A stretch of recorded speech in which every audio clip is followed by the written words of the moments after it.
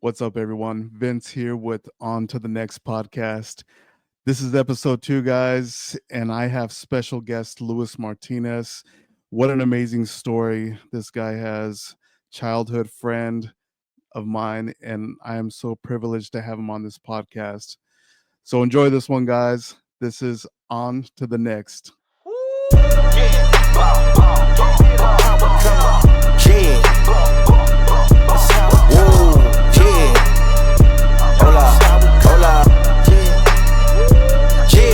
It's been a long time coming. They ain't cuffing my cloth, they tugging it. Putting up numbers, 99 problems, and I still kept it 100. Yeah, it's been a long time coming. They ain't cuffing my cloth, they tugging it. So, Luis, what is up, man? It's crazy.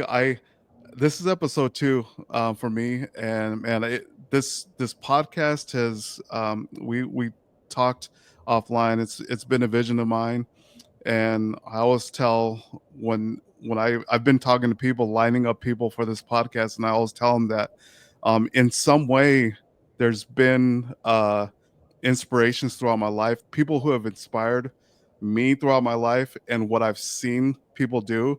I'm like, that's amazing, and it's stories that I feel like need to be told. So everybody, this is Luis Martinez. We grew up in the same city, and the one and only Commerce City. Yeah. And so Monaco. yeah.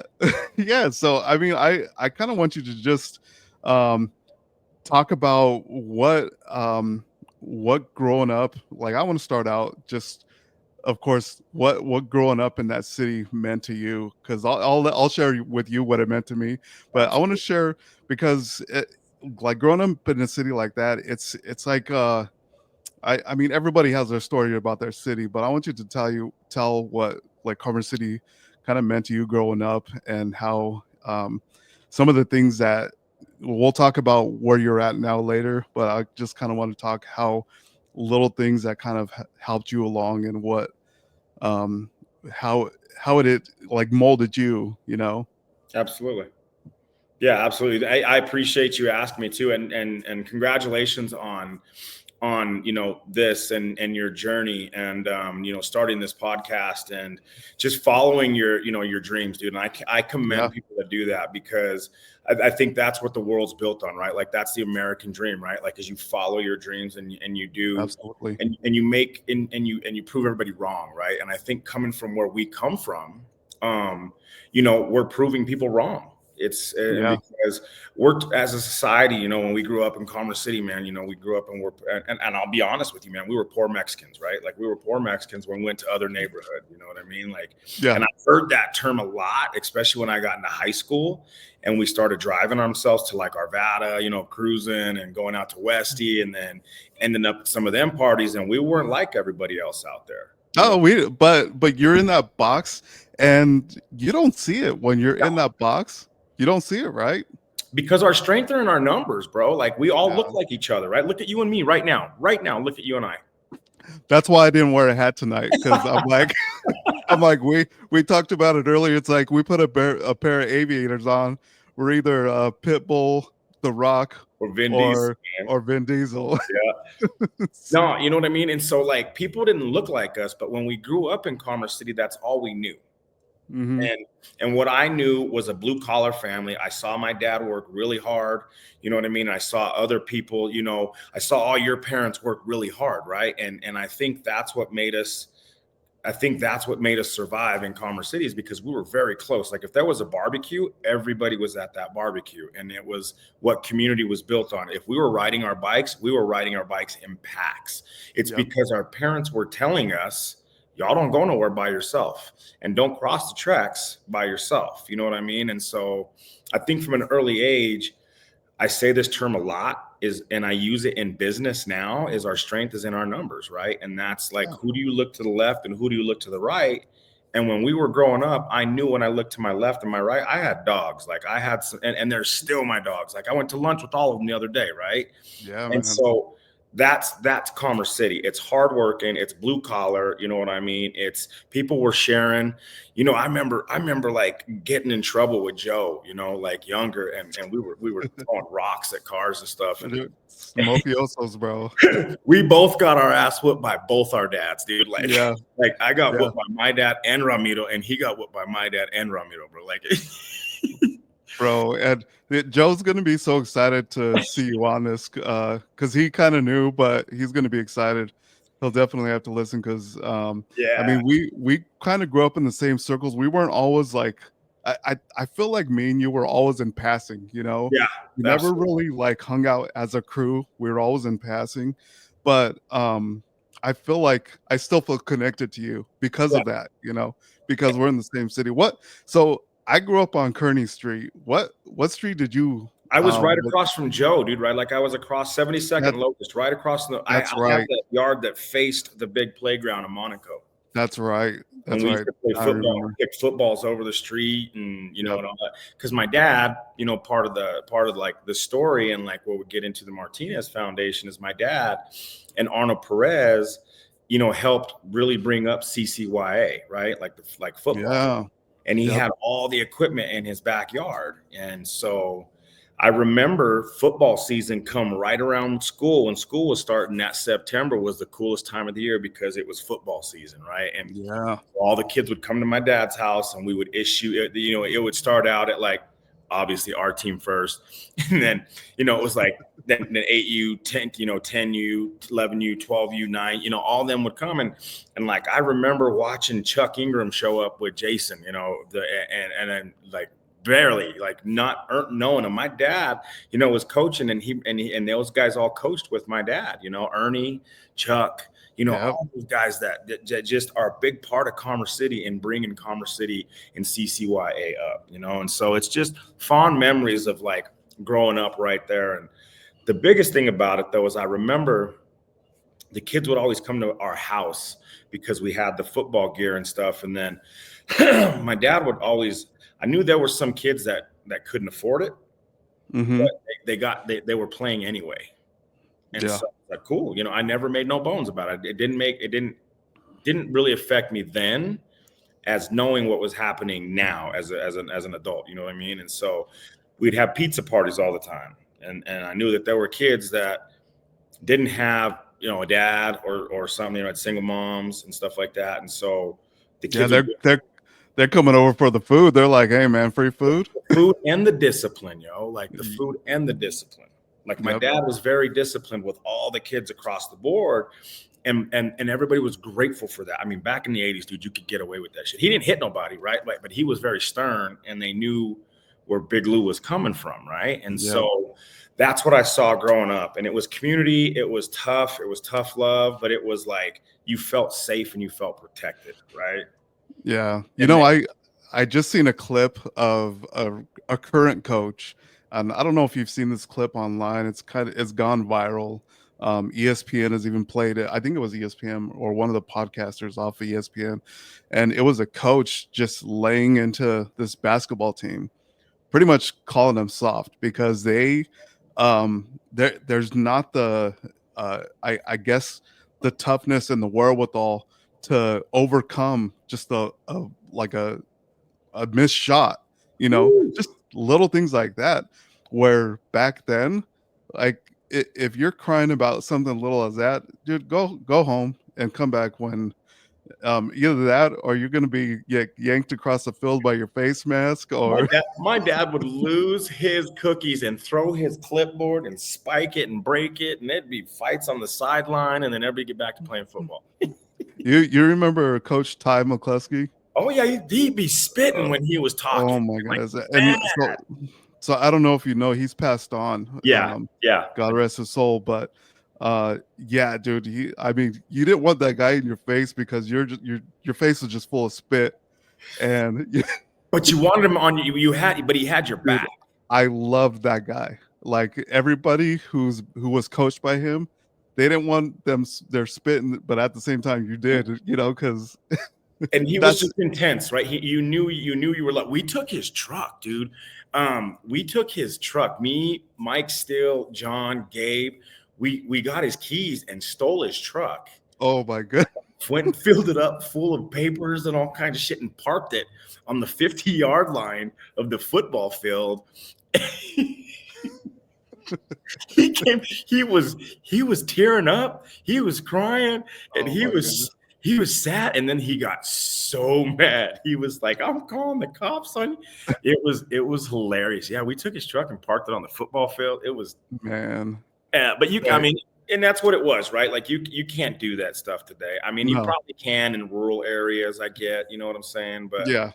I get it. Like it's tragic, right? Like what's going on today, especially like you look at Commerce City. And I think what really brought my attention to it too was like the homecoming parade. I went to the homecoming parade last year and I was like, this is not because we used to have great homecoming parades. Oh my goodness, these huge floats. You remember the floats that were built? Yeah. And Just so, like, that's Commerce City, man. Like, I remember that. You know what I mean? yeah. And that I was proud to be an Eagle. I was proud to go, to Adams City. I was proud to go up in Commerce City. I still tell people I'm proud because now's my turn. Like, I'm not saying I've made something of myself, but I'm making something of myself. You know what I mean? And this is my turn to give back. You know what I'm saying? Like, it's my turn to go back to where like what raised me.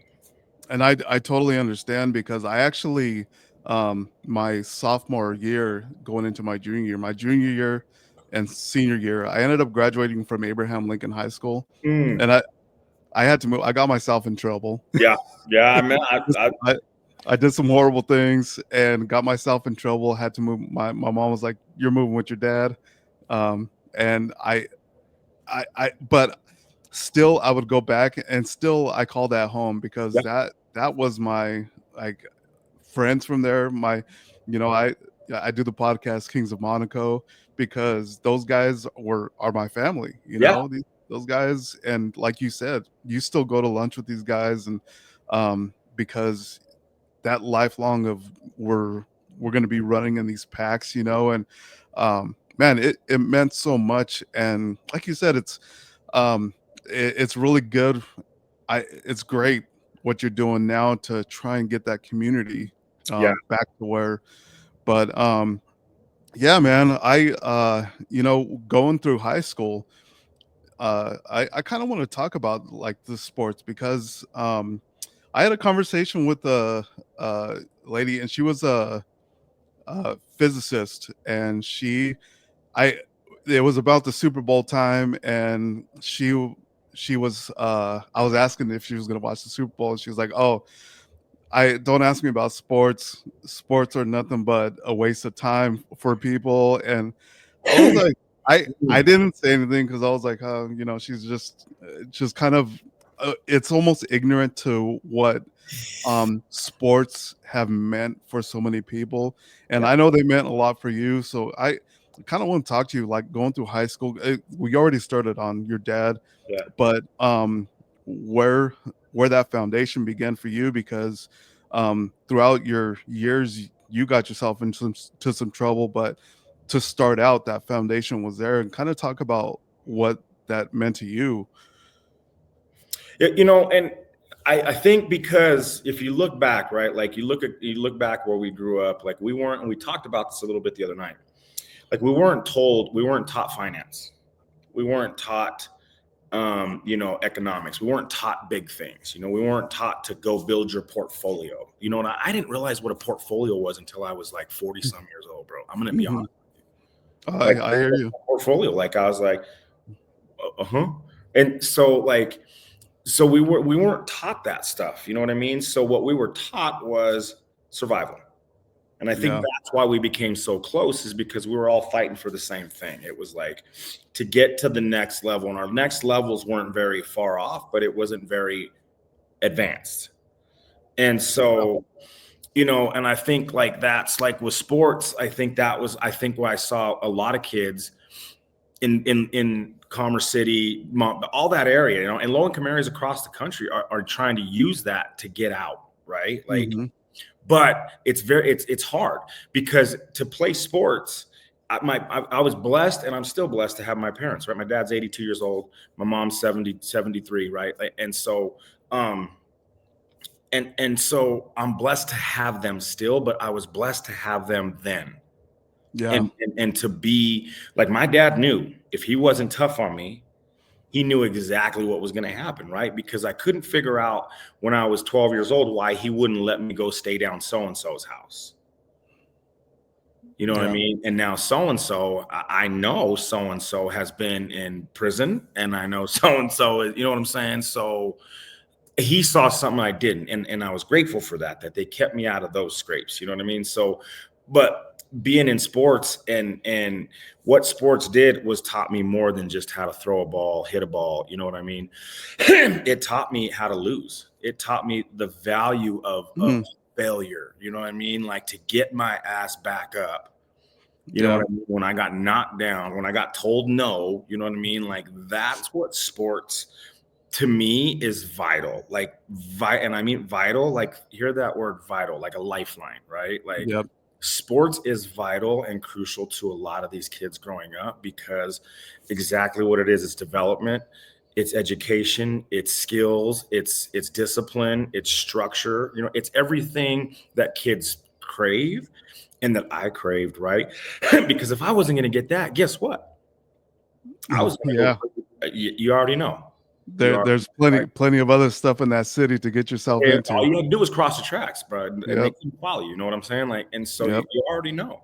And so I was blessed because I had the parents. First of all, that was a key ingredient, is to have the support. Now, how Yeah. many kids out there have the support? Yeah. Yeah. So this is where we're falling off. So um so I when I moved out here to Florida, and we kind of talked, you're like, what? You were kind of surprised when we Hey, we talked. get together, bro. That, I'll go out there and yeah. do another one with you face to face. Hey man, yeah, it'll happen. And but when we moved out here, our priority was, because we're like, oh, we're in position, to find somewhere where we could actually a nicer area to raise our kids, because my son was entering high school, and we put him in football, sports. And my daughter, she was entering sixth grade, and we just wanted them to have a good opportunity. You're always thinking better than what we have. That's what And, we think of as parents. and that's beautiful that you can offer that, man. Yeah, and so when we moved out here, we moved to an area that's I really, it's a wealthy area. I mean, we're probably the poor ones in the neighborhood, but it's like You're in the neighborhood, bro. yeah, we're so when we moved out here, but the mentality of a kid in this neighborhood, and I hate to say this because, they're not all like this. Not all the kids, but a lot of the kids are like, I already know where my destiny is. I know where my path is. My parents have kind of told me, and I have the financial, whereabout to make that happen. My parents do. So I already know my path. So what I do on the football field, what I do with the baseball bat, kind of doesn't matter, because I'm like, I already know. It's irrelevant. So I'm just out here having fun. If I get some home runs and that, good. I'll put it on my Facebook, my Instagram, and it'll make me look even cooler. Yeah. But the mentality isn't on that field. Like, if I don't make this happen, it's never going to happen for me. And so I need to make it happen. And I see kids like that too. Or the fear of the alternative, right? Exactly. Because I Yeah. know that, like even at a young age, we knew what our well, see, and that's what I say is, like, I knew what my alternative was. My alternative was to get a job with my dad in construction if I wasn't going to play ball, Yeah. Yep. because he wasn't going to let me do nothing, right? But the Yeah. alternative for a lot of those kids that don't have that support is they know what that is. And so from the get-go, I'm not trying to say like people that are living in affluent and have, generational wealth, or people that their parents are doing well, like, good for them. Like, I applaud people like that now. You know what I'm saying? Like, that you've earned your money, or you have, like, whatever. Like, the world has enough for all of us to go around, and it's not up for me to be jealous of anymore, Yeah. or say that I had the shit end of the stick. Mm-hmm. Like, I got to stop using that excuse too. And when I stopped using that excuse, things started to change in my life, right? Like, so how did that happen? And you said it, right? Like, I had to make a choice to go do more. Sports was one of them. Sports put me in college, right? But still, I was not prepared to go out into the real world. And Lou was not ready to go to college, right? Like, Yeah. I just city did not prepare me. And I Yeah. guess it did. There were teachers there that were, and they were smart, and you know what I mean. But again, like when I went and our culture and the path of least resistance, man, I know I graduated high school with a 3.75. Did I deserve all that? I don't know. I don't think so. You know what I'm saying? Like, but Yeah. so I get into college and all of a sudden I get into real classes and now I'm like, oh, it hurts. So I quit. It Yeah. got I quit my junior year, right? Like I quit. And that's Yeah.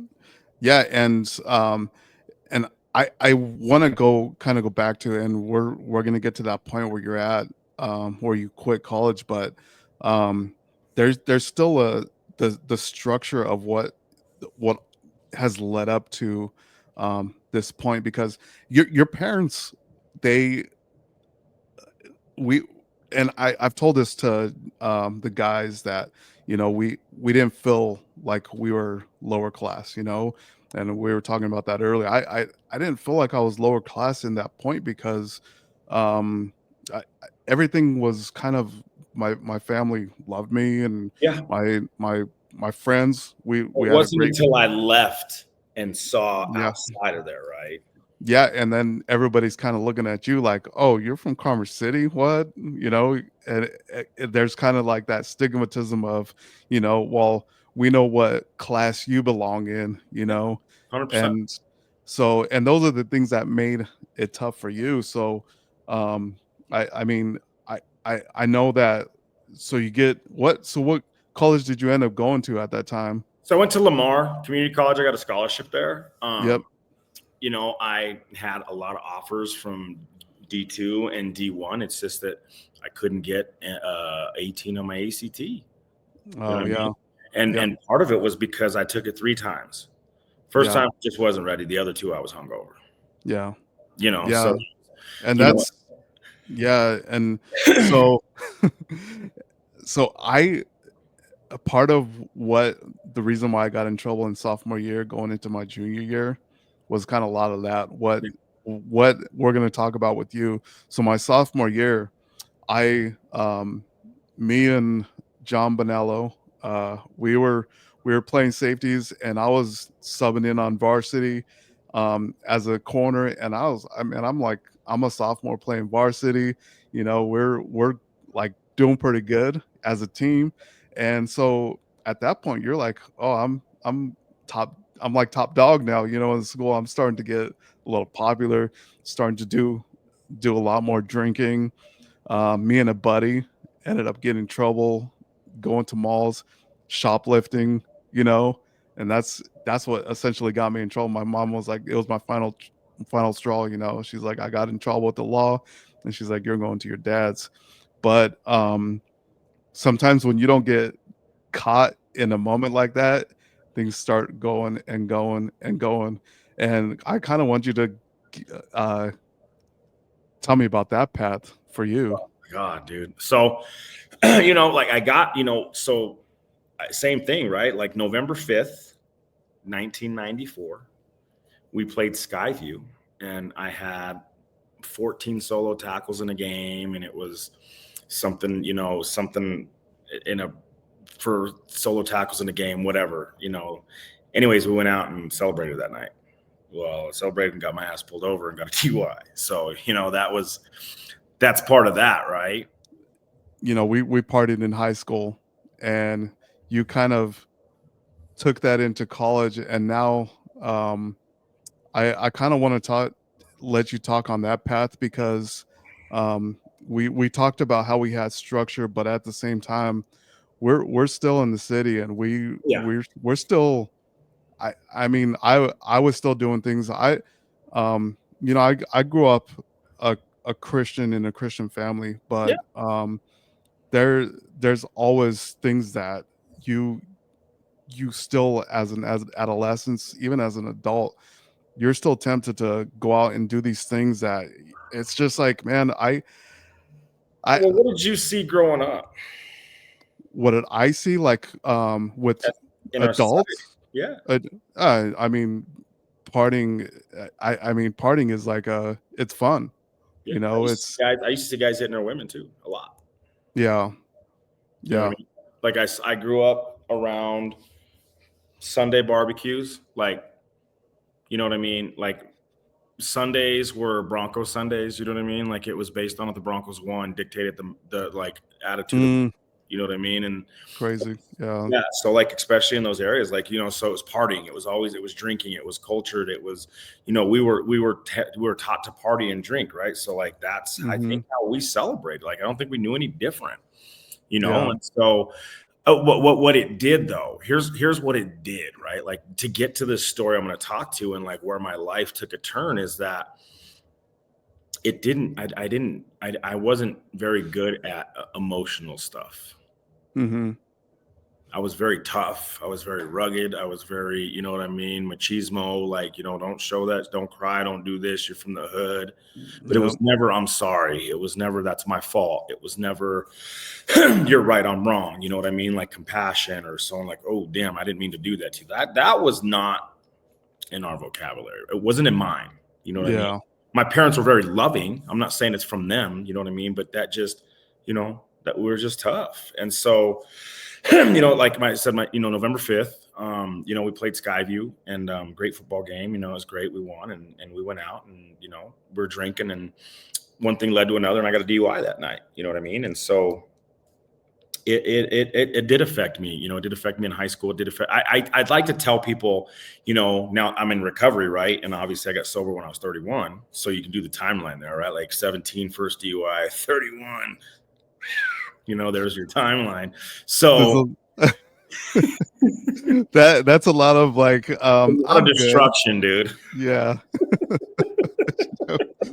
Dude, I see some people still at 70 still kind of. So I mean I know this is and this is a subject I know that this is what you went through and it's such a big part of why I'm doing this because Yeah, what you gone through and a lot of it's self-inflicted wounds, right? To be absolutely. honest. I mean majority about I would say about 90%, you Well, know. and then to be, like here's the crazy thing is though, right? Like, so I'm an alcoholic and I'm an addict, right? Like, I'm a member of Alcoholics Anonymous. You know what I mean? Like, I work a program of recovery, a 12-step program. I have a sponsor. I work with other guys. You know what I mean? And knowing that now, right? Like, but what I'm getting at is like, I didn't know when I started to drink and drink alcoholically and do drugs, I didn't know I was an alcoholic. Like I didn't know what an alcoholic was, right? I thought it was a guy under a bridge, brown bag, you know what I'm saying? Bum. I didn't know it comes in all shapes and forms. I didn't know it comes in 40-year-old housewives that drink wine, you know what I mean, desperately to calm their nerves every day. You know what I mean? I didn't know it comes Mhm. from doctors, in surgery rooms, you know what I mean? Like I didn't know it comes from, corporate America. I didn't know it comes from everybody, all walks of life. Like the disease of alcoholism and drug addiction is nasty, man. And I've Yeah. seen it at its worst. I've seen it firsthand. I've been a part of it firsthand. I've been a part of the destruction. I've been a part of like its ugliness to abandon my own family. You know what I'm saying? So to get to all that, right? Like, so all of a sudden, high school, I go into college and I partied hard in college, right? Like I partied hard enough to where it affected my grades a little bit. And I had to do some extra work during the summer to graduate. Like, so again, a drinking does affect me, right? But Mhm. I built up a tolerance. Like that's the key right there, right? Like we partied hard and we partied with pride. And I'll tell you what, man, you come from the city and there was some things that you couldn't outdrink us. You couldn't outdo this. And And I mean, how many times you sit around with your 40 some boys, miles, huh? well, and you talk about like the week before, "Oh, Yeah, do you remember we tore it up the week yeah, before?" yeah. And hey, that some people that they're they're able to do that. And But then that's there's our society, though. Our yeah, society was doing that, though, right? Like growing up where I raised my daughter, you know what I mean? Out in Cherokee Trail High School. Like there yeah, wasn't people out in their backyards every Sunday, like bumping music and getting drunk and high. yep, They were going to church. yeah. They were doing family things. Like these are the things I saw when I moved to a white neighborhood. So did that like did that piss you off, or did it like No, you know what? So did it? so in a sense, right? Like, so it's almost like a double-edged sword, because Yeah, then I could be like, look at this poor Mexican from the hood. Look where I'm at now, right? yeah, It's like, using that, and then all of a sudden, because I've done it before, right? Like I've been the only Mexican on my block. yeah. You know what I mean? And I could very well play that Mexican pretty good. You know what I'm saying? Like even today, dude, I'm 48 years old. I got two 15-inch subs in the back of my truck. Yeah, dude, you gotta keep it real. I mean, yeah, dude, I don't blame you because I mean we're still. I always say It's I'm teetering ingrained on. in me. You know what I'm You know, saying? It's what I'm I love. well. It's like I'm teetering on the edge of 50, and Yeah. I'm like, man, you still want that. Yeah. Some of the things you're like, I don't know if it's just the kid in me or if it's just if it's just that But, streak in me but it still. is though too, right? But that street was also very respectful. Yeah, Right. yeah, So you look people in the eyes and a handshake, or my bad, excuse me, like that came both ways. You know what I'm saying? Like we were taught to open the door. We were taught to do the things, right? So that's why I say like it's weird, because I think growing up where we grew up, those kids and those individuals now as adults are the most respectful people that I've ever met. that it's crazy because if you cross them, they're gonna take it to you. But if you're They'll good give to you the shirt them, off their back. yeah. But if you're good to them, they're like double good to you. Hell, and isn't that true, right? So now you look at society, right? Then I go out and I don't look like society, and then I don't do this, and so I start using that to my disadvantage and my advantage, right? I start playing the victim, or I start playing into it, Yeah, because I again, like, right, like emotions and like being an adult was foreign to me, because it was easy getting through high school. It was easy doing what we were doing. Like it was, you know what I mean? Because then once 18 happened, then we all knew, like, it was either we were all trying to get into college, and some of us did, and some of us did well, and some of us just it wasn't good. Like, me, it was just hard. Education and studying was hard. All right, I'm gonna go get a job. yeah, So guess what? Working at the city, you know what I mean? Working at Adams County, working at the city authority, you know what I mean? So I did what a lot of people do in the city, right? And so I get in college, and I get my son's mother. Um, she gets pregnant, and so I didn't treat her well. You know what I mean? Like I did not treat her well. I emotionally really, I would say emotionally abused her, right? Like I would just wasn't very emotionally good to her, because I was just, again, like, right, like I didn't know how to say I'm sorry. I didn't know how to stop the ball from rolling and be like, damn, man, I'm treating her like shit. Like, how do I say it's my fault? I don't know how to treat you right. And yeah. so then it was like an emotional game, and then all of a sudden I get her pregnant, and my son is born, and I didn't know he was born when he was born. I found out from a mutual friend, right? Because then it was bad. And the reason it got bad is because I ended up, at the same time I got my son's mother pregnant, I started dating my ex-wife. Hmm. So now I got two girls. They didn't like each other. One's hiding the pregnancy from me. I found out she was pregnant 6 months later, and then I'm like, shit, I'm going to be a dad, but I'm starting to love this woman. What do I do? So I just do the selfish thing, right? Like, hey, you want to marry me? I still love you. I'm going to do, but I'm going to be a dad. But I did say I was going to be a father, man. That was my Yeah, intent. I went to Adams County, and I went and filed for, child support, and to pay child support, and to get paternity tests and all that stuff. And I didn't get to see my son until he was 8 months old. yeah. You know what I'm saying? So, like, there was a lot of emotion there, and I didn't know how to handle it, but drinking quieted it. So what Getting do you? loaded quieted that stuff, man. So do you think things got worse with you, like drinking, drugs, and So all that? drugs, so check it out though, man. Like drugs didn't come in until I was 27. Hmm. So, and this is like where I went to the races, right? Like this is where shit got real bad. But going back to that, right? Like, so I'm in, like, so this is real vital. Like this is vital in like my drinking, my downfall, and also part of my recovery. Like this Hmm. whole mess with the kids and the family and stuff, because it's still affecting me today. Like the stuff I did back then is 100% affecting me today with my son. You know what I'm saying? So, So I tried to be dad. It was really hard, and it was just trying to be hard to be a dad to a woman that I was really mad at me and was taking it out on me, and rightfully so. I didn't treat her well, and then trying to be a husband in this relationship at 23 years old, and then all of a sudden now, my son's 4 and I have my son full time because, his mother went through some stuff, and not saying anything like that, but now I got this son. Now I'm having a 1-year-old, like my daughter, like so now she's born, right? And this It's whole all coming time at, yeah. I never stopped and took care of shit. I never stopped and apologized to my son's mother. I never stopped and started to do things the right way. I never stopped and apologized to my wife at the time and was just like, my ex-wife at the time, and was just like, hey, like I'm running along here and I'm not trying to be an adult about any of it. I'm just trying to do the next thing to hopefully it goes away. Yeah. And then it all caught up to me, right? Like, because during that time, drinking progressed. Weekends was good. Like weekend yard work, bro, was great because I could just start getting loaded early in the morning and do weekend yard work. Taking it down 9 o'clock. You know what I'm saying? 9 o'clock in the morning, you're like, I'm doing some yard work and Yeah. I'm So taking it it was in. excuses, right? And then all of a sudden I started drinking after work before on my way home. And then I started getting off of work early. And then drinking earlier and then trying to, getting home and I would lie saying, oh, the neighbor across the street gave me a beer when I was already 6, 7 beers deep in, you know what I mean? I would line up the beers in the back of my bed of my truck, dude, because I'd go take the trash out. I'd go run an errand, whatever. And I would just slam. I got real good at like slamming 2 or 3 beers in like a minute or so.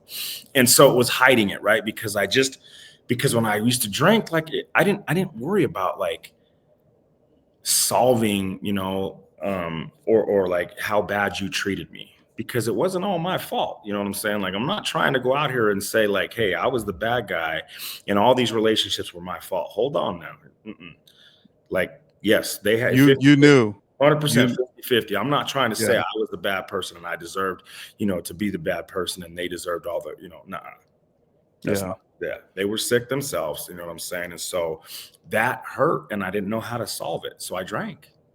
Yeah. Yeah, and I think for a lot of people going through those times, um, it is a crutch, and you don't see the crutch because Emotionally immature, bro. well, Emotionally immature.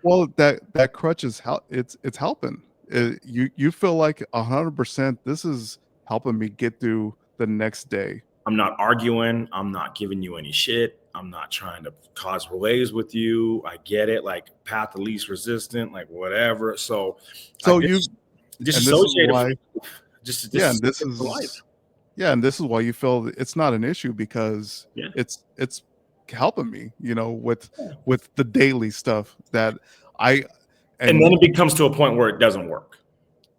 where it Right. doesn't work. And then it's 24/7. It's 24/7 or it's an odd times, right? So the straw was November of 2004.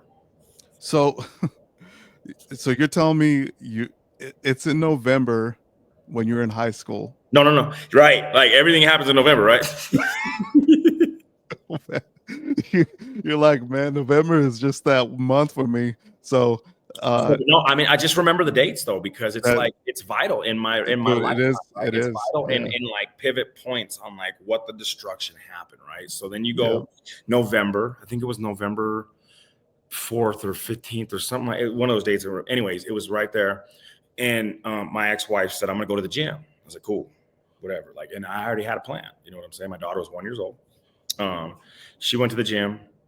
I ran outside and grabbed my Mickey's 40, came back in and held my daughter. So Mickey's, man. yeah. So, but you know what? She left and came back. And I'm sure she did it on purpose, but she walked in, man. I'm holding my daughter in one hand and the Mickey's 40 in the other. And that was what life was like hiding the drinking, you know what I mean? Like getting up hungover, you know what I mean? Getting through the day at work and then fucking like getting off of work and drinking. And that was when I was married. So check this, like, so that's November, right? So then you fast forward to December 31st, New Year's Eve was my first hit of cocaine. Game changer, bro. Game changer. Then the real demons start to come in. Everything started to come in, bro. Yeah. 3 months later, I'm smoking that shit. You know what I mean? 3 months after that, I'm selling it. You know what I Mhm. mean? And I'm still trying to work a normal job. I'm still trying to work at the city of Thornton at this time. You know what I mean? I got a pretty vital part. Um, and I'm letting everybody down. You know what I'm saying? Like I'm starting because me and my wife, she separated. My ex-wife, she separated. She was done. Like She's she already had a plan. done. I think she was with her husband now. You know what I mean? I think they were already because I wasn't, dude. I wasn't emotionally available. You know, But physically. that time she came in and saw you with the Mickeys and the baby, she was That like, was it. That was the last oh. time me and her had ever shared the same living space together. And Do you sometimes feel like people do these things and unintentionally like feel like they want to be caught in these actions, or do you absolutely, feel because I'm do, too scared to make the decision. yeah, I'm too yeah, scared to make that. Just like when I was too scared to kill myself. yeah. Too scared to kill myself, right? Like October 10th, 2007, terrified to kill myself, right? I'm just praying. So I die. so when you started when you started on cocaine, it was what what did you like already have people that have been asking you if you wanted to join in and Nah, be, be it just happened. It just happened. And just then all of a sudden, at a party and you're just yeah, like, New Year's Eve, like I was in the shitter, you know, like I was losing everything pretty quick, you know, especially family wise, because then what happened was like that next maybe 6, 7 months after she had left, right?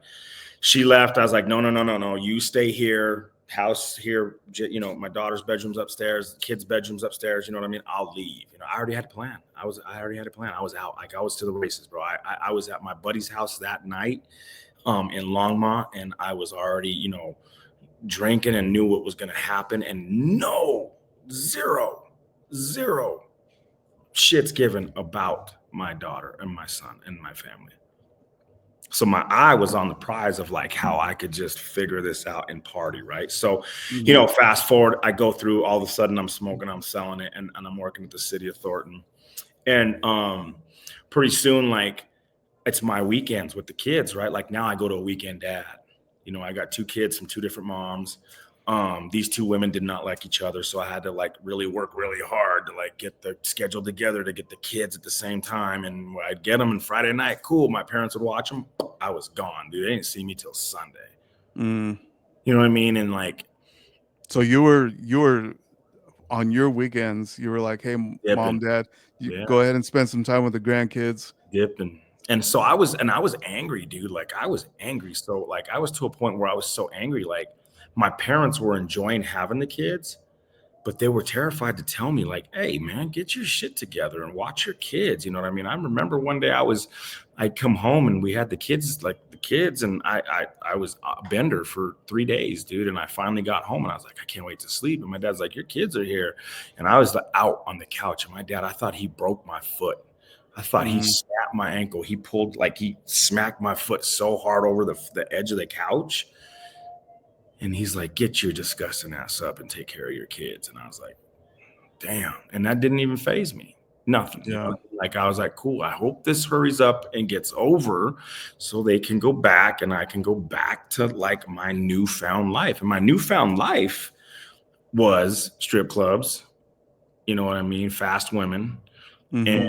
bouncing. I became a bouncer now, right? Like at some of the most terrible clubs, dude, like terrible, doing just, you know, and gritty stuff. And so the city of Thornton job was still holding on, right? But I was starting to miss work there, and I was starting to do shitty things there, and I was starting to just they weren't adding up, man. I couldn't do a 7 a.m. to 3 p.m. job and then go and run a strip club, or you know, work at a strip club and then work. I was working. Four in the morning. Yeah, I was helping the Yeah. girls. I was helping the girls turn tricks. You know what I'm saying? Like I was basically running an escort service with them. You know what I'm saying? Like Wow. they were going and doing tricks and buildings, and I was going with them, and I was just making sure that they weren't getting hurt. So at any point um was there guilt in Oh, any dude, that's why I kept drinking. That's why I yeah. kept using is because I knew, like, so then it got to a point where like my parents were like, they called the kids' mothers and they were like, you've got to take the kids. You've got to take the kids from him. Like he's on crack. He's doing all this stuff. And my parents, that's got to kill my parents. You know what I'm saying? Like to call on their own son to say he is a terrible father right now, take the kids. Yeah. So they meet me at a park in Aurora. Remember the day vividly, man. They call me and they're like, hey, or one of them called me and like, hey, can you meet me over here? I was like, sure. And I went and met, and they both got out of the car, and I was like, oh shit, they don't like each other. What's going on? Yeah. And you know, they sat me down. They're like, we're taking the kids from you until you figure out your drug and alcohol problem. And I was like, I ain't got no drug and alcohol problem. You crazy, man. And got up, threw a fit, man, ran back to my truck and peeled out, dude. And they were walking across the park, man. And I started fucking like driving to go get them, dude. Like I was trying to take them out, you know what I'm saying? And I had a sane thought, like if I like sane, like, I mean, it was sane. Like I was perfectly sane and I was perfectly normal in this condition to say, if I kill these two right now, man, I can be the father that God intends me to be. Wow.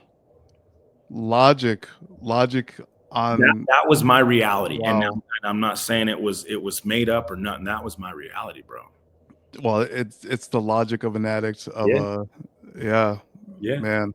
And that's a dangerous thing, man, because you just see it time and time again. And I mean, where you are now, and you know that path where you came from, and you look back to, you know, I guess 20 years previous when you're this kid that I mean, did you ever take that path back in your head and think, man, how did I get when was that point I where knew you're like, exactly how I got there, bro. Like I knew exactly, like it's crazy. Like you look back at it, right? And it's hard to articulate it. You know what I'm saying? Like some of these things you can't articulate it because the story is so fluid in your mind on how one point correlates and meets this point over here, right? Like not destiny, but it's just like I saw people drinking when they were growing up and I was like, cool. And they were doing cool stuff because that's all my world under the umbrella of Commerce City was cool. And what the cool stuff we're doing was my goal was to smoke blunts, have barbecue, and have a nice ass whip. that was the goal for a lot of kids, and it still is. Have your own backyard that you could have a good ass party, parties, smoking, and have a whip, right? Whip, yeah, and music, and that was the goal. So, you know what I'm saying? So it wasn't very hard to achieve. So when I started to live this life that I mean, I moved out to a house in Aurora and by Eagle Crest. I built me a house, 23 years old. I was running a irrigation company. You know, I was doing irrigation in all my neighbors' yards and working for the city of Thornton. So all of a sudden I have money. I have 2 cars in the garage. I have, you know, a 3-year-old son and a wife that's pregnant with another one. And we have all these neighbors. They're all white and they're all suburbia, and I'm blowing it because I have no idea what to do. I have no idea. And that's the thing is like your mind you're justifying with all these things that you have. I'm successful, so leave me alone because I know what I'm doing at this time. I know where I'm at. I have things under control. And you're saying this to the outside world, but inside you're like, oh my goodness, it's gonna just explode like any minute. I'm waiting for it. I'm waiting for it. That's the key, is like I'm waiting for when it's gonna drop. When does the boy from Commerce City doesn't deserve this, right? So was that point of when they both got out of the car and you were like chasing them down? Was that the point, or was that not yet? I went on. That was the start of like the worst. Yeah. So that went on, right? And then like they took the kids from me. And then after that, it was like back and forth. I tried to like go back and start to get court dates and try and see the kids. And I had to go to intensive outpatient therapy for IOP through Arapahoe House because I was trying to quit crack, meth, and heroin. You know what I mean? And I was like, cool. And I quit drugs really easy in 2007. At the end of 2000, beginning of 2007, I didn't do another drug, right? Because drugs necessarily weren't really my thing. But at the end of every bottle, there was a bag of cocaine or a rock or meth or heroin, right? Like trust me, dude. So you're doing everything. Dude. So you're I like was on fire, bro. Like there are parts of 2006, dude, that I was couple times I was up for about 5 days. I was started out on cocaine, then went to crack, and then just on the train. And then I used heroin to bring me down, and then started, trying to chase that again. And then it's just like, there were a couple of times I should have been dead. You know what I mean? One time I did, like I flatlined. You know what I mean? So it's just, I couldn't quiet this. So more and more and more, like would quiet it so much. But then, like when I would get more and more and more, I started hanging around more and more and more shittier people. You know what I mean? Doing more and more shittier things. And then like my regular government jobs and all these things, I wasn't getting paid from a paycheck anymore. I was getting paid cash under the table because that's all people would hire me for. So then I'm working at all these bars, right? I'm working at all, bouncing, and all of a sudden now my persona changed. Now I'm not like, Louis, you know what I mean? You don't need to be put together now. I'm Big Lou. And all of a sudden I put the bandana on. So now I got this bandana that comes up above my eyebrows, and it's a half bandana. You know what I mean? I got these skull rings on. I got a chopper chain. You know what I mean? I got these, and I'm rolling with some pretty tough dudes. And so I built up this persona to be Big Lou, right? So I'm a big, and it worked, bro. In the bars and in the bouncing scene and everywhere I worked, the people I was working for, I started bill collecting for people. I started doing stuff like that made everybody like me. That I mean, really shitty people like me, right? But inside, I was dying, dude. Like, I'm like, this is not who I am. I want to be a dad. I want to say I'm sorry. I want to make amends. So now, right? Now I'm in conflict, bro. Now I'm Big Lou, and I'm building this persona of being the big bad dude in the clubs that everybody's afraid of. And the reason everybody was afraid of me because I was crazy. I would act first. Like I started fighting. I loved fighting. You know what I mean? And I would act first, and I would act quick because I didn't want them to figure me out. I didn't want them to figure that I was scared, that I was a scared little boy, that literally like the little boy from Commerce City was coming out just saying, hey man, I want this community. I want to say I'm sorry. I want to be loved. I want to love again. I don't want all this pressure. And I couldn't figure it out. So it just got worse and worse and worse and worse. And I had to get pushed and pushed and pushed away from people. I became a threat around everybody. You know what I mean? People stopped letting me on their couches. You know what I mean? So I was working at Isla Park Saloon and Famous Door, and I was walking to Mission Viejo, and I was crashing out underneath the picnic table on the back west side of the park. So I was sleeping in Mission Viejo for a couple, for off and on for a little bit, until somebody would let me in on their couch, and I'd go shower up, and then so. It was all because, like I didn't simply know how to stop and say, man, I'm sorry. Like, I'm sorry. I didn't mean to hurt you. But so there was that battle of I want to, but Right. And so that battle, my friend, is where a lot of people die or get sober. Yeah, because you're gonna take it. The fork in the road, and they call it out, blotting out the intolerable situation as best I can. See, going on to the bitter end, or seeking spiritual help. So, how old are you at this point?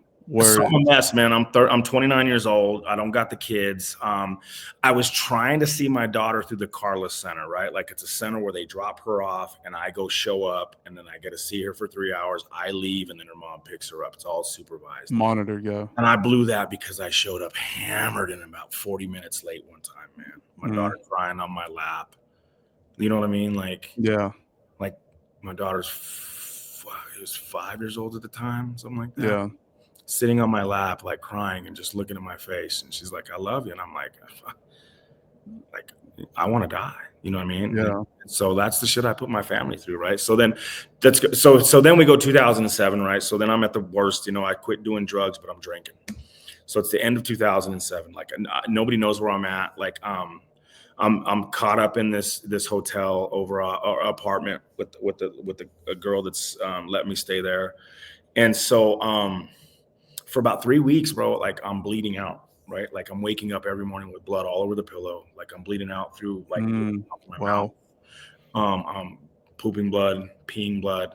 I had gastritis, I had arterial hemorrhaging, like I had esophageal, like all my esophagus was exposed, holes in my stomach, like I was alcoholic hepatitis. My bilirubin count was at like 19. So this is vividly October 10th, 2007, which happens to be my mother's birthday.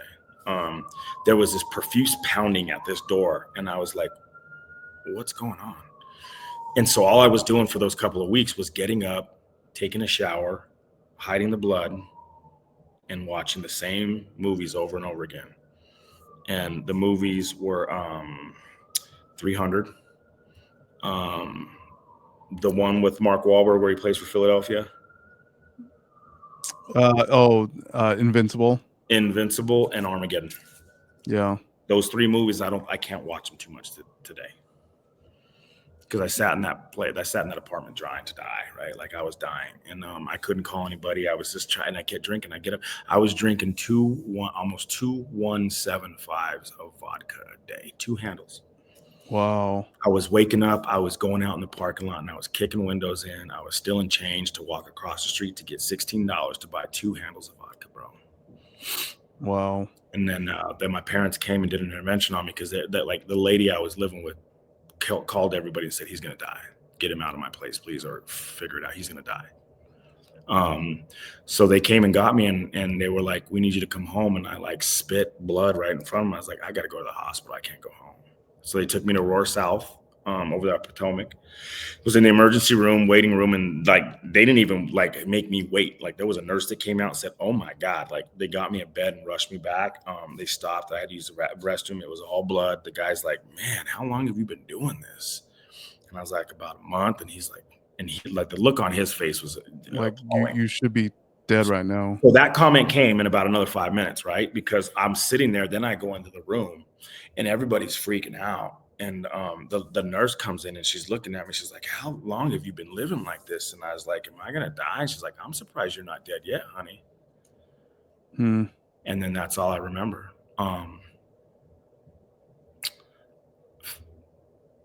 Flatlined, you know what I mean? So they came back, put me in a chemical. They brought me back. So did they have to put you in a coma at that point? Sedated coma for 5 days. Wow. And they allowed no visitors. They allowed one visitor, and it was the most bizarre thing ever, man. Like I woke up and my left arm felt like it had been broken almost. Like it was heavy, it was pained, it was sore. And I was like, what happened? And they were like, well, Rev was in here. So Reverend was a guy that used to go to the bars, and he used to sell the bears and the roses, right? Little short. He was from Africa, bro. He was a cool little dude. And he'd always grab me and he'd be like, there's something special about you, Martinez. Every time, there's something special about you, Martinez. So he'd come in and he would sit in the hospital, and he held my arm. He prayed for me, man, for 4 hours every day. The only visitor I had. Got out of, they brought me, they brought me back. You know, I woke up and wrestling around, and I tore the catheter out. Don't do that. Yeah, you don't have to tell me twice. Terrible. Yeah. They put me back in the hospital a week later because I tore my urethra tract and had blockage, and it was bad. And so that's what alcoholism does to you, right, bro? Like that's what alcoholism does to you. But no, I got out of the hospital 2 days later. So I was in the hospital for 7 days, I think. I was at the bar that night. Man. At the bar that night. Just needed it. And everybody was looking at me like, what is what wrong, are you, man? Yeah. I was like, what? I'm coming to see y'all, man. I defied the odds. I'm good. You know what I mean? I felt great. Alcohol was gone from my body, but I was boom, right back. So then I went through New Year's, showed everybody I wasn't going to drink. I didn't drink on New Year's. But, you know, I still drank. I just didn't, hide it. I hid it well. Yeah. I didn't draw a sober breath from 2000 and middle of 2006 to that day I got sober, January 1st, 2000, or January 21st, 2008. So I get to that day, right? Like, so then I in the hospital again. So then all of a sudden, January comes around that year. So I'm back in the same sorted place, sitting there figuring life out. And then January 21st, 2008, it was about 9 in the morning. And I'm looking at the bottom of this vodka. I'm looking at this vodka bottle, right? I got the handle and I'm back at the same place again. And I'm like, if I don't take a drink, I'm going to die. If I drink, I'm going to die. And I was like, God, and it's the first time I prayed, bro, because I turned my back on God at 10 years old when I stole a pack of Kool-Aid and I got told I was going to hell. So that was a vital point too for me turning my back on God. You know what I'm saying? So I just looked up and I said, God, if you're there, man, take me, please, but don't let me live like this. Do not let me live like this. You know what I mean? So then we fat, so then there we go. I did everything. I did what I was afraid to do. I called my mom. I said, hey, I need help. She hung up on me.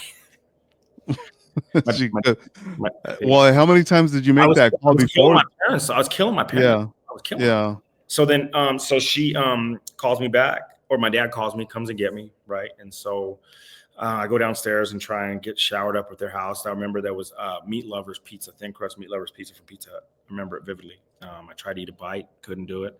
And I started going into withdrawals, man. I went into my mom's room and I said, I need to go to the hospital again, man. She kicked me. She goes, get the fuck out of my life, So then they picked me up, took me to the hospital, and I DT'd. And then I came home and I just told her, I was there in the hospital. I was like, I'm going to get help. I'm done. I don't know what that looks like, but I'm going to get help. So then I called my counselor from Arapahoe House from doing the IOP, and he's like, got me into the counselor to Arapahoe House inpatient. So long story short, man, I got into rehab. And in rehab is I found AA. I hated rehab, but I found AA. And AA is where I learned, and I learned how to grow up. And this recovery story has just been phenomenal, man. Like that's the fire, what I'm saying? And this is crazy because you find yourself, and so we're gonna go back to where you find yourself around a group of friends when you're a kid. That's your family, and then you go and you have actually your family, but there's there's this inner battle with your family, your actual family. This is your wife at the time, your kids, and your parents. The ones who probably are wanting to love you the most. Yeah. But then you have your family that is enabling you to do all this stuff.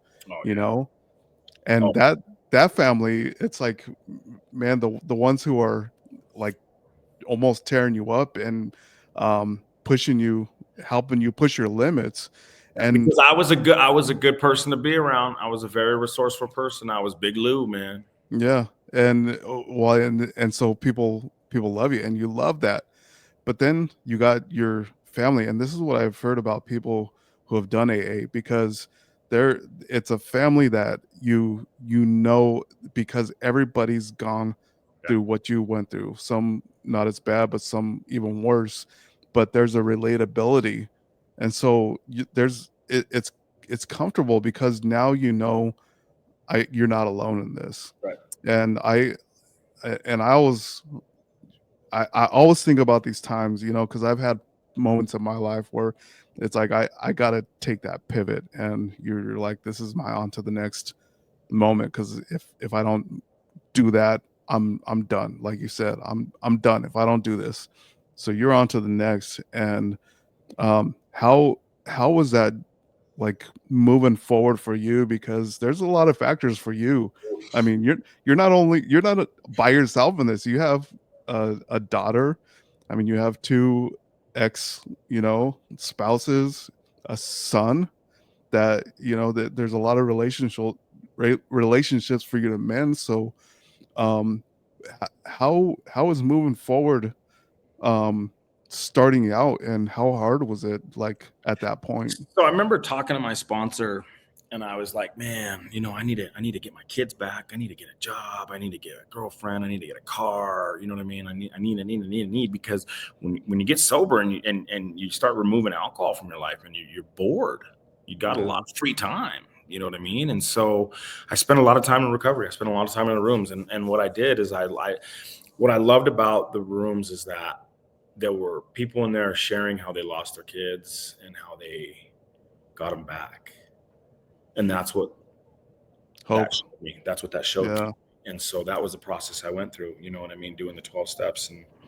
And so going through that whole journey, you know what I mean, I got to go back and make amends for that, but I had to reconstruct myself first. I had to find and build a relationship with Lou first, forgive myself, and find a relationship with God to, to not turn, I could give that to God, the hard stuff, you know what I mean? Like my battles and all that, I could give that to God. I didn't have to face them alone. You know what I'm saying? And I learned that.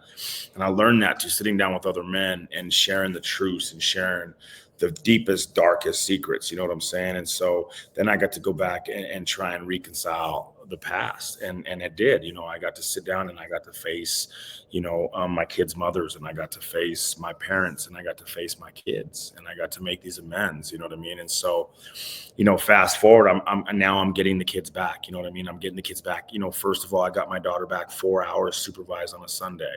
Then it went 8 hours on a Sunday. Then it went like a day, and then it went overnight. Then I didn't have to be supervised, and I got a weekend. And then my kids, I got my son and my daughter all weekend. And then my daughter more and more time because my son was at a different age, and so he wanted to stay in Commerce City and stay close to his friends, and so it was a weekend thing with him. He was good with it.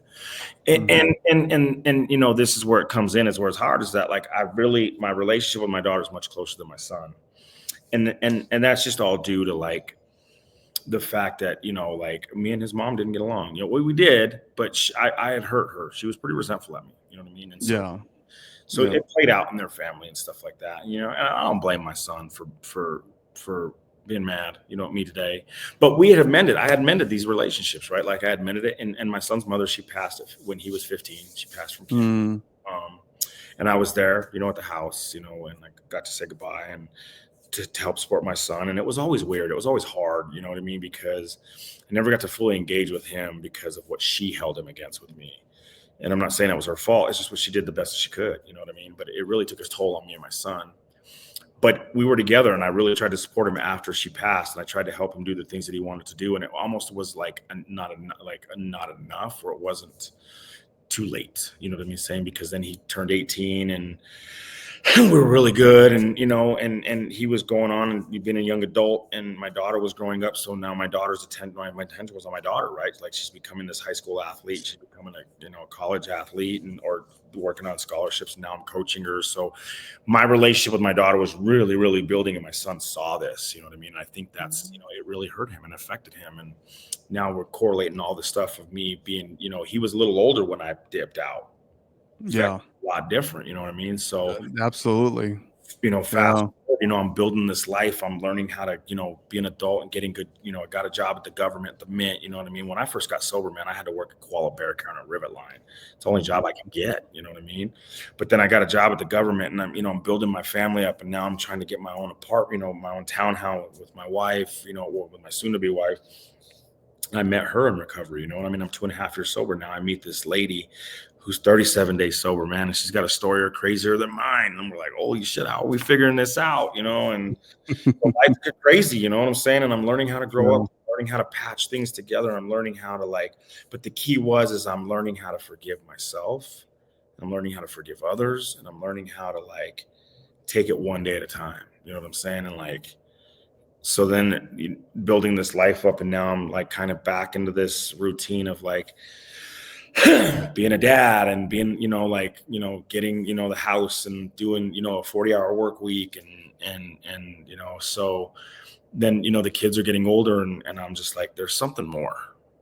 There's something Yeah. more, right? Like being in recovery, there's a huge entrepreneurial spirit about being in recovery. Yeah.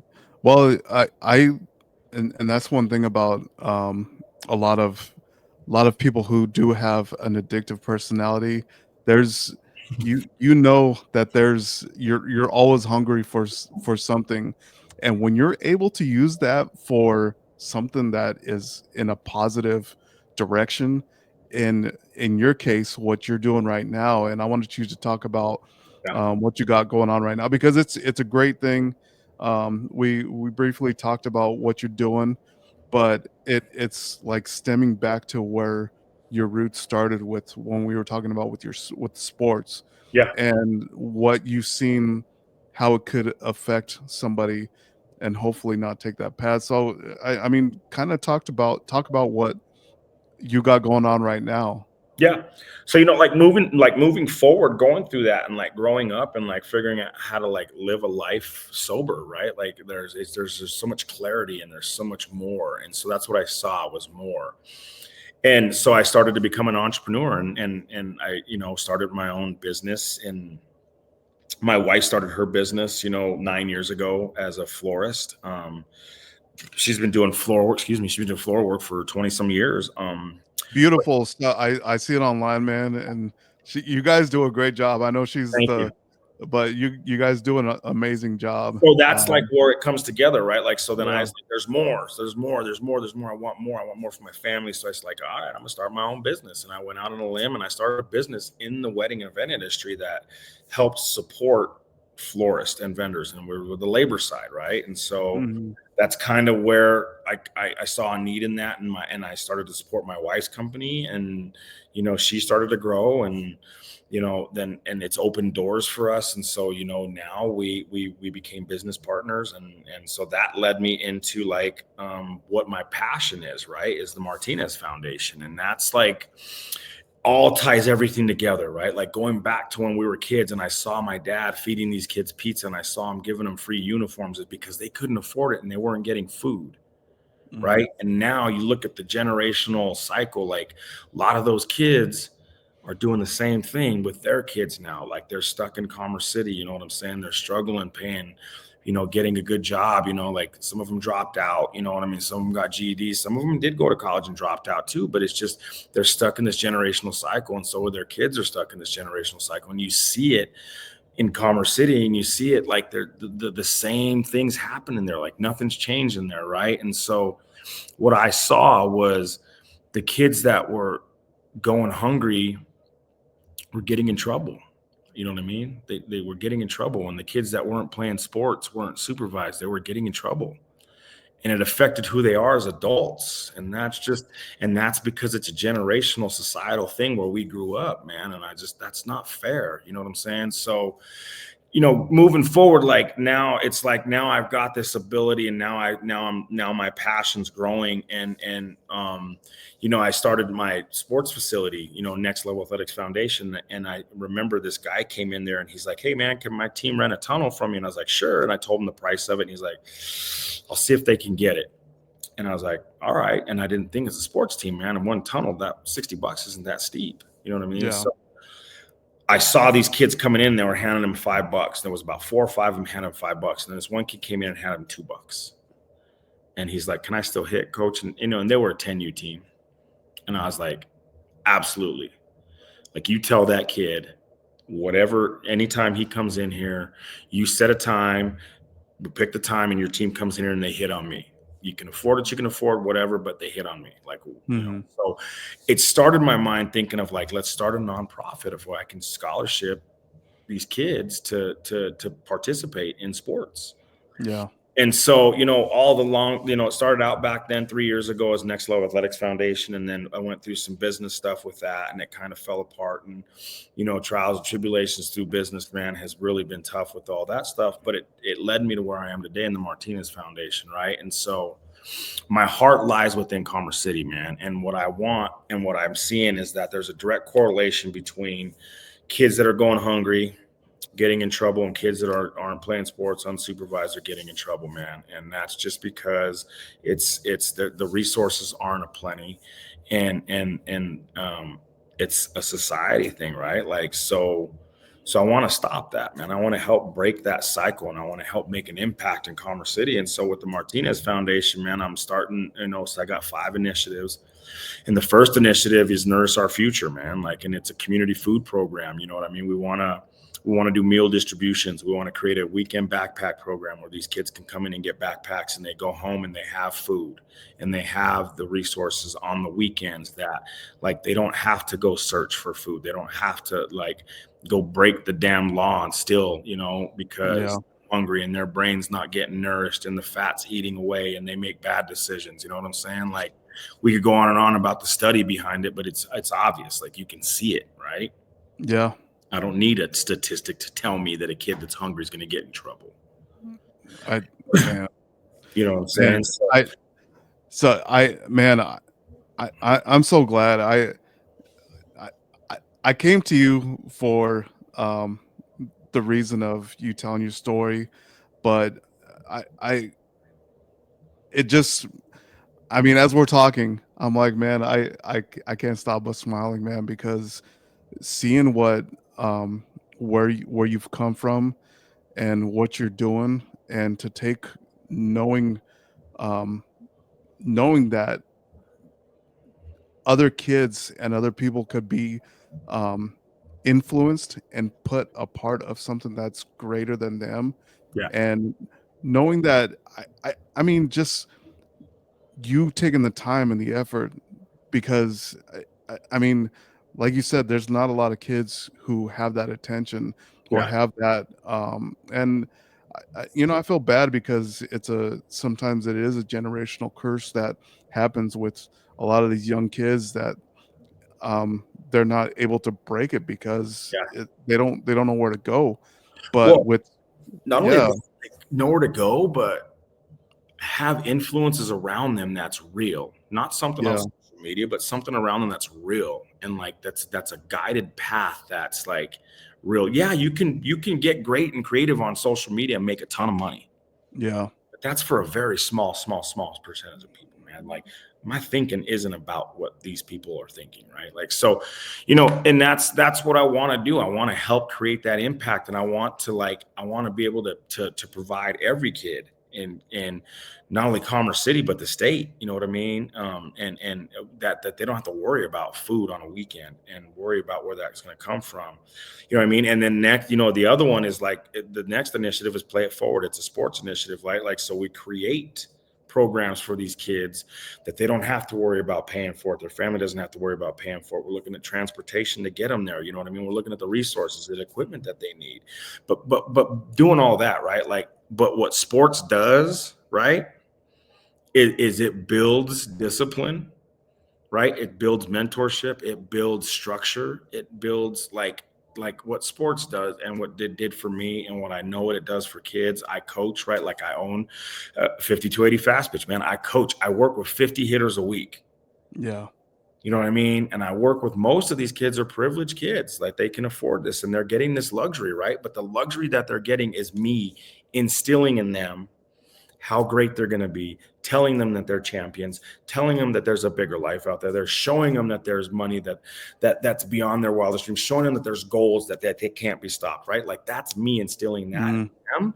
Nobody was doing that shit for me. My dad was, but I get that. Don't tell me that nobody was, but not at the level like that some of these kids are getting. And I want all that offered to every kid in Commerce City, Montbello, Swansea, wherever it's at, right? Like, any kid that is not, that doesn't have the resources, I want to provide that for them, right? Like, like, give them the right foods, give them the right resources, so they can go out and they have the same dreams and ambitions that every other kid does. Like, there's no walls blocked for them, right? Like, that's my dream when I look back at like the Martinez Foundation, what I wanted to do. And sports and food is one, right? But there's also another part of it, right? Like, you and I grew up, we talked about it in the beginning, right? My dad's 82 years old. mm-hmm, The biggest hands I've ever seen in the firm. You know what I mean? Like, but people love talking to my dad. People love being around my dad, right? Like, my dad is a very useful and resourceful man. He can't move too quick. He can't hear for shit. but yeah, but people love being around him, right? So there's a generation out there that we're just kind of like letting go. You know what I mean? And so yeah, The third initiative is senior connections, man. Like we're gonna start taking care of the seniors, man. We're gonna start helping them meet their Wow. needs, and we're gonna start helping like with whatever they need, companion visits. They're lonely, you know what I'm saying? Like going shopping needs, any kind of craft needs. Now, here's the cool part because the fourth initiative is taking that the kids and the seniors and bridging the gap. Generations United is the fourth initiative, right? So Yeah. have a mentorship program, both, kids teaching the older generation technology and just companionship and then community, right? So the biggest thing is bringing community together, right? And how we do that is my fifth initiative. And where this came to me, I'm a spiritual man. I meditate and I pray a lot. Yeah. A year and a half ago, I was meditating like I do at night, and it was called, and it hit me between the eyes, and it's called Lose Lunches. And it's a community food program. It's a food truck that I take into communities, low income communities, communities anywhere. We work with a lot of resources in the community, and we pull this truck in and we pull out and we cook. You know what I mean? You cook. That's what it is. You sit Yeah. and you eat. That's where you build community. That's where you build Absolutely. relationships. That's where you build trust. That's where you build bond. And Yeah. so I'm going to cook for these people, and for everybody, not these people, for everybody, right? The community. But what we're going to do is we're going to provide resources. We're going to provide hygiene bags. We're going to provide, dentists that'll, be able to do checks, health checks, job resources, technology for people to fill things out, have it all like bilingual. So that way we can have translators there, whatever it is, like it is community based, and we're going to provide resources for the community, but we're going to have a DJ there too, to play music and have fun, man. Like we're going to make it so that people don't feel ashamed. We're going to pull a food, like, so I want to get it to be where I pull a truck in there that's a fabric truck, right? Like that's got clothes, like people can go in Yeah. and they can shop and they can pull stuff from the racks, partnering with all these other nonprofits that I'm out doing ground footwork with right now. I'm meeting with everybody, man. I'm at 4 or 5 meetings a week, just getting the name out there, just saying, I'm here. I'm not going anywhere. I'm making noise, bro. Like I'm coming in, like I want to build a 20,000 square foot facility in that area that services everybody, that people know that they can go, and the kids know that they can get a fresh meal. They know that they can get a backpack to take home. The parents know that they can come get a resource. I mean, I'm getting emotional about it right now, man, because it's like, it's not fair. Yeah. It's not fair, right? I know, man. Not fair that some of these kids like go hungry, bro. Like I'm an ass when I'm hungry 5 hours later. I know. I know. It breaks my heart too. And I thank God, I mean, for your vision. I know your vision is as big as your heart. And I I just thank God for men like you who have taken vision and put it to work. And I mean, that's so much. Like I said, I'll say it again, that the reason why I had you come in, tell your story, share your vision, is because we need people like you in our communities. And it touches my heart that it's your heart is in Commerce City. The last time I went back home to Denver, I just kind of rolled by, back in the neighborhood, and it's like, man, you know having people like you, it's like having God sending his angels down and kind of a guardian over our city. And thank you, man. I'm I coming, bro. appreciate you. I'm thank you. Like I like it's my legacy. You know what I mean? Like this is where like I want to leave a mark because I have my past is my greatest asset. Like Yeah. like I destroyed my life, like destroyed it to the end where like I took it. You know what I mean? Like I shouldn't be here. Like I got blessed with a second chance. And ever since I got sober and started to figure out um, the purpose of life, and the purpose of life is to be of service to others. Like it's not a hard thing to figure out. Yeah. Yeah. Yeah, And it's not a hard. and the crazy thing about it is it was there all along. And you And I just took, I took, I took, bro. Like I took. yeah. I Yeah, like. and you knew it was there all along. Yeah. And it's just your battles were just too heavy at that time. Yeah. But it's like with men like you, God has a plan, and like the Reverend told you, God has a bigger plan for you. You're special in what you're doing, and I thank you so much for taking that vision and putting it to work, Yeah, because dude. not very many people do, and you're doing it, and I appreciate you, man. I thank you, man. And it's like I said, it's like what the impact I want to make is like I'm like I said, like I building community. That's what I want to do. Like with you, with the Monaco boys. You know what I mean? With like all my every resource that's in Commerce City, man. Like I said, I'm coming, man. Like we're doing it. Like we're building this city back up. Like the impact we're gonna make is it's gonna be it's gonna be it's gonna be amazing, dude. Like it's gonna be so impactful. Like it's gonna make a change, and it's gonna be a revolutionary change that people will want to join, and they're gonna want to come back, and they want to give, and they're gonna want to see it build up because that city's too damn good, man. Well, that's what we need. And Lou, thank you so much for doing this, because I mean I loved my podcast last week. I love this one. It's getting off to a great start, because stories like these and visions like this is what my vision was, is to get people Yeah, like you, and to get the stories that need to be told, and the recovery, and the on to the next, that you've taken. Not only uh you've run over recovery and said, hey, I'm taking it, excuse my French, I'm taking it by the balls, and I'm taking it to this world, and because God has a better plan for me, yeah, and you're taking it, and for those others who need to see they're on to the next. So I yeah. appreciate you, man. I appreciate you, man. You're doing a great thing. I like any way I can support you in that because I know what like that term on to the next, like it's pivotal. Like Yeah, it's pivotal, man. You like you you face a new direction. You face a new you face a new faith, a new hope. You know what I mean? Like, and so what you're doing and enlighten these people. I'm telling you right now, when people start watching when people start going through these and and you start getting the views, like these videos, whether it's mine or whoever you do, because of what your purpose is going to start saving people's lives. I guarantee you that. that's the goal, man.